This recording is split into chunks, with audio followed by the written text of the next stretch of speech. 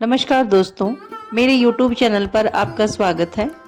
आज हम वास्तुशास्त्र के अगले अंक में बात करेंगे उन वस्तुओं के बारे में जो हमारे मंदिर में रखी हुई हैं और हमें ये नहीं पता कि ये हमारे मंदिर के लिए शुभ है कि अशुभ है, क्योंकि हमारे घर में सबसे पवित्र जगह मंदिर ही होती है। और अगर मंदिर में एक आधी चीज़ ऐसी रखी हुई है जिससे थोड़ी नेगेटिविटी फैल रही है मंदिर के अंदर, तो हमें उन चीज़ों को वहाँ से हटा देना चाहिए। क्योंकि मंदिर में हम जब बैठते हैं तो सोचते हैं कि थोड़ी पॉजिटिविटी अपने अंदर लेंगे, और वहाँ पे ही अगर कोई ऐसी वस्तुएं रखी हैं तो हमें ध्यान करना चाहिए उन वस्तुओं का, उन्हें हटाना चाहिए वहाँ से। जैसे नंबर 1, खंडित मूर्तियाँ। हमारे मंदिर में कोई मूर्ति ऐसी नहीं होनी चाहिए जो कटी फटी हो, यानी जो मूर्ति होती है वो कहीं से टूटी हुई हो, या फिर कोई तस्वीर रखी है जिसका कोई किनारा फटा हुआ हो, तो हमें वो तुरंत वहाँ से हटा देनी चाहिए।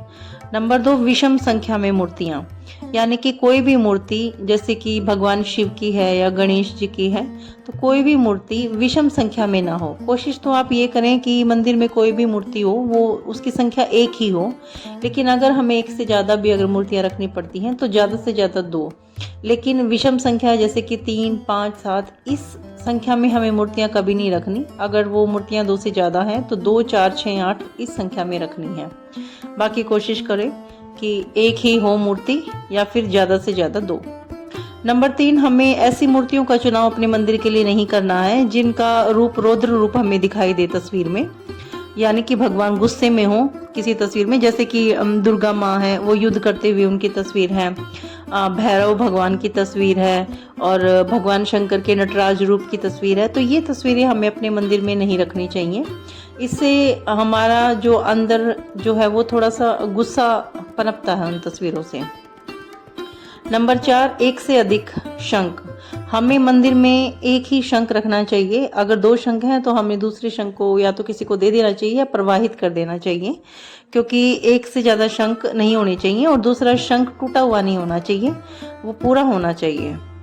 नंबर 5, धार्मिक पुस्तकें जो हैं वो कटी फटी ना हो, पुरानी, बहुत ज़्यादा पुरानी अगर है, कटी फटी हैं, तो कोशिश करें कि जो हमारी कॉलोनी में मंदिर होता है बड़ा, जहाँ पे लगभग लोग जाते हैं पूजा के लिए, तो वहाँ एक ऐसा स्थान बना के रखते हैं पुजारी जी, जहाँ पे हम अपनी टूटी हुई तस्वीरें और फटी हुई किताबें ये हम रख सकते हैं। तो आप कोशिश करें कि इन चीज़ों को वहीं जाके आप रखें।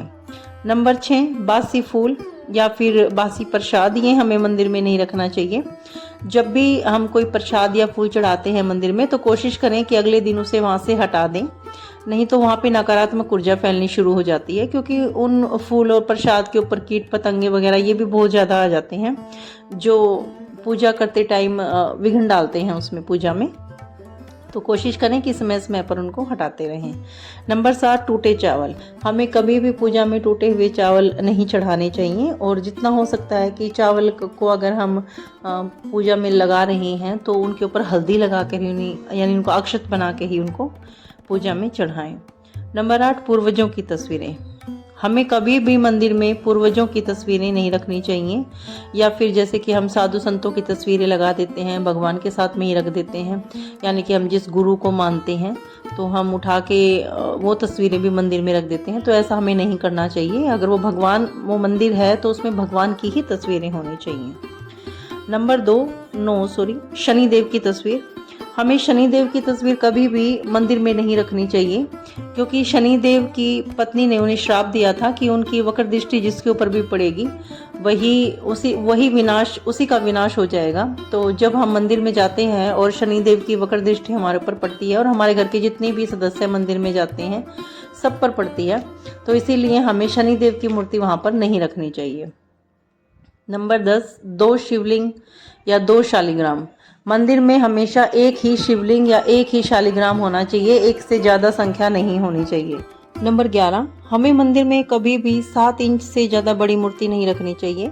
उससे छोटी मूर्ति हम रख सकते हैं। ज़्यादा बड़ी मूर्ति को मंदिर में रखने से फिर उसकी प्राण प्रतिष्ठा करवानी होती है, और फिर ध्यान भी ज़्यादा रखना पड़ता है।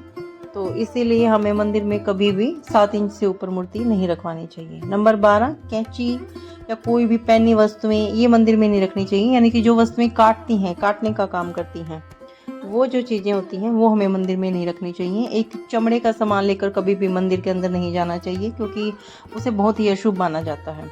जैसे कि बेल्ट लगाकर या पर्स लेकर हमें मंदिर के अंदर कभी भी नहीं जाना चाहिए। नंबर 12, मूर्तियों का मुंह जो है, जब हम मूर्तियों को रखते हैं मंदिर के अंदर तो मूर्तियों का मुंह आमने सामने नहीं करना चाहिए, यानी कि इस अवस्था में कि एक मूर्ति दूसरी मूर्ति के बिल्कुल सामने रखी हुई है यानी उसको देख रही है, इस अवस्था में हमें मूर्तियां नहीं रखनी चाहिए। नंबर 13, हम अपने घर के लिए जो भी मूर्तियां खरीद के लाते हैं मंदिर के लिए, वो मूर्तियां हमें ऐसे लानी चाहिए जो कि बैठी हुई मुद्रा में हो, यानी कि खड़ी मुद्रा में हमें कोई भी मूर्ति नहीं खरीदनी चाहिए।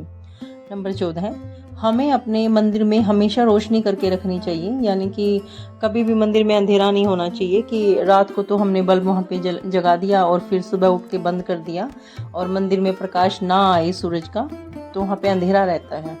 तो हमें ऐसा नहीं करना चाहिए। या हम वैसे तो हमें अपने मंदिर में खिड़की या दरवाजा ऐसी जगह लगाना चाहिए जहाँ पर दिन में मंदिर में सूरज का प्रकाश अवश्य जाए, लेकिन अगर नहीं हो पाता है तो हमें वहाँ पर रोशनी हमेशा रखनी चाहिए। तो ये थी कुछ बातें जो हमें अपने मंदिर के लिए ध्यान रखनी चाहिए ताकि वहाँ पे बिल्कुल भी नेगेटिव एनर्जी ना रहे। वैसे तो मंदिर में बहुत ही पॉजिटिविटी होती है तभी हम वहाँ पर जाते हैं, लेकिन कोशिश करें कि मंदिर की सकारात्मक ऊर्जा को कुछ भी थोड़ी बहुत भी ठेस ना पहुँचे। तो अगर आपको मेरी इन्फॉर्मेशन पसंद आई है तो कृपया मेरी वीडियो को लाइक करिए, शेयर करिए और मेरे चैनल को सब्सक्राइब करिए। धन्यवाद।